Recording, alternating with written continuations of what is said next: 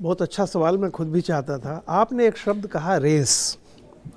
मैं हमेशा से जितनी बार आपके यहाँ बैठा था, एक होता है जिसको कहते हैं कि आभासी सच। कुछ सच होते हैं, पाए जाते हैं, कुछ बनाए जाते हैं। ये रेस थी, कांटे की टक्कर है। अब देखिए, ये सवाल इस बात का है कि हकीकत ये जैसे आसमान नीला दिखाई पड़ता है, ये आभासी सच है, सच नहीं है, ऐसा लगता है। तो ये जो लगता है रेस है, ये सब मीडिया की कल्पना और जैसे पॉलिटिकल सर्कल की कल्पना।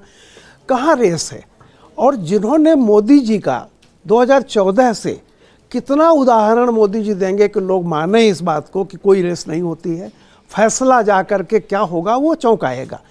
आप देखिए 2014 के पार्लियामेंट चुनाव के बाद से आप देखते जाइए, पहला चुनाव हरियाणा का हुआ, महाराष्ट्र का हुआ, देवेंद्र फडणवीस और ये क्या नाम इनका, खट्टर जी, कौन जानता था? फिर भी लोग जब जब चुनाव हुआ तो अब ये बनेंगे शिवराज सिंह और फलाना ढकाना, इनका कौन होगा, चलता रहा है।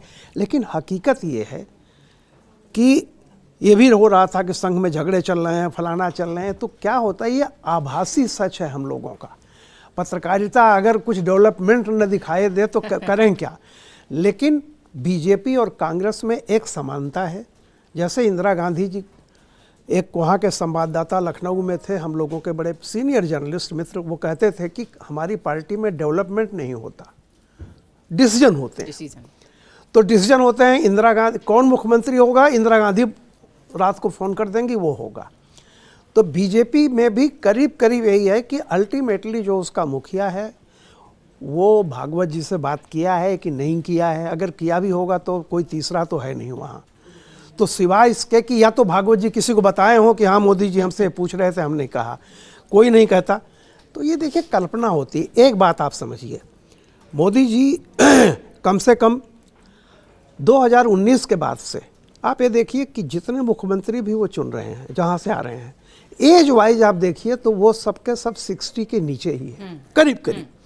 तो ट्रेंड ये है कि अब बीजेपी का वो पीढ़ी जो 70s के आसपास पहुंच रही है, कहीं न कहीं से एक नया नेतृत्व दिया जाए जो आने वाले कम से कम ज़्यादा नहीं तो 20 वर्ष तक वो एक्टिव पॉलिटिक्स में रह सके। तो मैं हमेशा कहता था कि ये सब जितने भी नाम हैं, जितने मीडिया में आ रहे हैं, हो सकता उसमें से हो जाता, लेकिन वो डिसीजन कोई रेस नहीं थी। और बीजेपी में जो रहता है वो भी जानता है कि एक संगठन की पार्टी है। संगठन देखिए दो चीज़ होती है, बहुत ज़्यादा एक समाजवादी पार्टी थी, वो पार्टी इसलिए कभी सफल नहीं हो सकी कि उसमें कोई कार्यकर्ता नहीं था, सब नेता होते थे, और यही उसकी दिक्कत थी। जहाँ संगठन होगा, आप तय मान लीजिए, वहाँ जिसको कहते हैं ना विद्रोह या इसके चीज़ें कम होती, हालांकि उसको निगेटिव माना जाता है, लेकिन संगठन तभी होता है, चाहे सीपीएम का रहा हो, आप देखिए कम्युनिस्टों का, या संघ का।